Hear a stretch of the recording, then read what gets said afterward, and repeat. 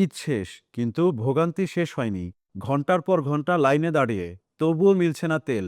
রাজধানীর পেট্রোল পাম্পগুলোতে এখন যেন একটাই দৃশ্য, অপেক্ষা আর হতাশা। ঈদের ২ দিন পরেও রাজধানীর বিভিন্ন পেট্রোল পাম্পে দেখা যাচ্ছে দীর্ঘ লাইন। ঘন্টার পর ঘন্টা অপেক্ষা করেও অনেকেই পাচ্ছেন না জ্বালানি। সবচেয়ে বেশি ভোগান্তিতে মোটরসাইকেল ও গাড়ি চালকরা। অনেক মানুষ একসঙ্গে তেল নিতে আসছে, এটাই মূল কারণ। অবশ্যই এটা তো ভোগান্তি।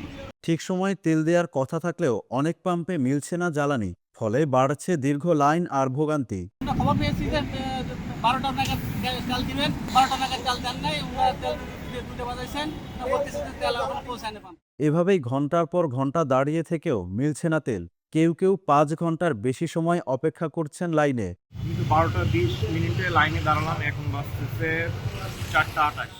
আবার কোথাও সীমিত পরিমাণে তেল দেওয়া হচ্ছে, ফলে এক পাম্প থেকে আরেক পাম্পে ঘুরতে হচ্ছে চালকদের। অনেকেই বলছেন পাম্প বন্ধ পেয়েছেন তারা।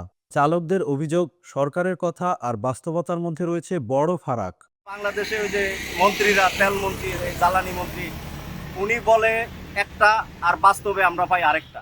এমন পরিস্থিতিতে কবে নাগাদ এই ভোগান্তি দূর হবে তা নিশ্চিত করে বলতে পারছেন না কেউ। তবে কিছু পাম্পে সীমিত আকারে জ্বালানি সরবরাহ চলছে। ঈদের ছুটি শেষ, কিন্তু জ্বালানি সংকটে ভোগান্তি কমেনি চালকদের। দ্রুত সরবরাহ স্বাভাবিক করার দাবি জানিয়েছেন তারা।